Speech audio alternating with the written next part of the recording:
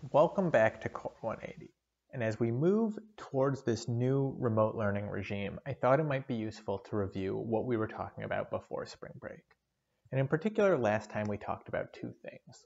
We talked about transaction costs, and we talked about this concept of money, which might alleviate these transaction costs. Just to refresh everyone's memory, there are three kinds of transaction costs: search and information, bargaining and decision, and policing and enforcement. When we think about these transaction costs, it might be useful to think about purchases you've made in your own life and some of the costs, and in particular implicit costs associated with making those purchases. So you had to find someone willing to sell that thing. You had to gather information on the thing you wanted.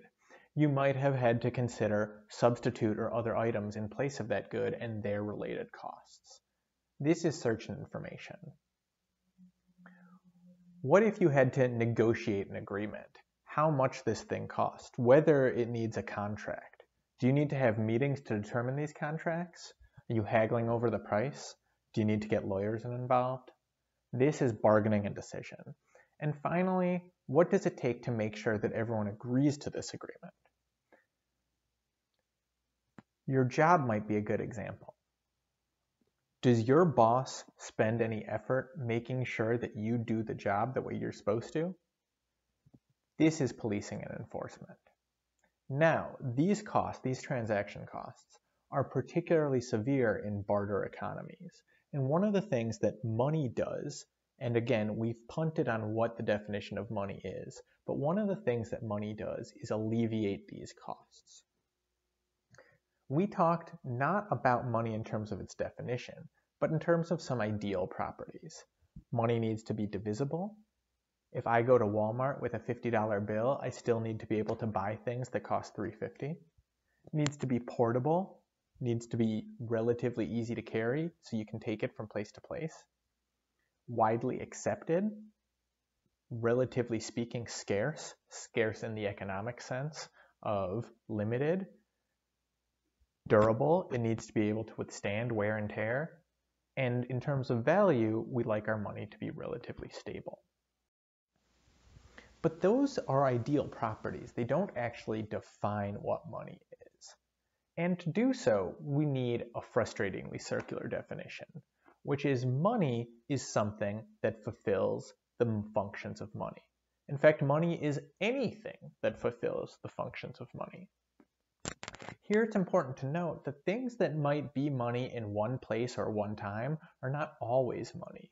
Think about salt in ancient Rome or cigarettes in prison. But in order for it to be money, it must fulfill three main functions: a medium of exchange, a unit of account, and a store of value. Medium of exchange means that money acts as a go-between for buyers and sellers. Sellers are willing to accept your money in exchange for goods and services. You are willing to part with your money to get what buyers and sellers are offering.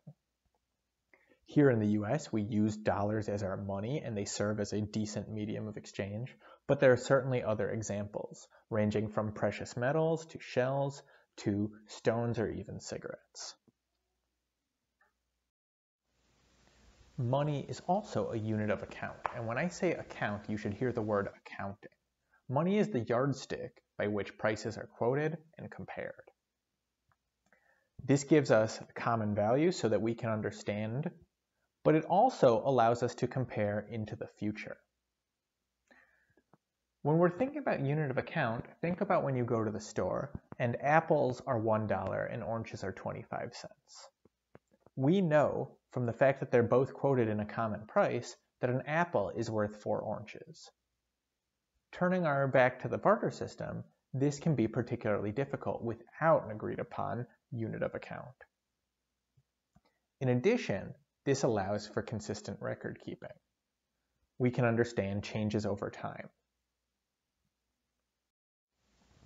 Finally, money serves as a store of value. Money is a means for holding wealth, and in doing so, we're able to transfer our purchasing power into the future. Money that isn't spent today can be spent tomorrow. Now, certainly there are other means of holding our wealth. Many people hold wealth in their homes, in their investment portfolios, but money has relatively low storage risk. And in doing so, it's easy to measure comparing store of value to unit of account. It's easy to measure how much value we are storing. So why might something else make a bad store of value? Well, let's think about a bucket of apples. You might be willing to accept apples in exchange for a good or service. Those apples might have value. They might even have common value. But they won't necessarily hold that value because apples are going to spoil and go rotten. Money doesn't get sick, it doesn't go bad, and as such, it allows us to hold on to it into the future. So remembering that these three functions are medium of exchange, store of value, and unit of account will be helpful during this practice exercise, which we will use to end this portion of the lecture. What I'm going to do is show you a bunch of scenarios on the next screen, and it's your job to think about which function of money these scenarios are describing.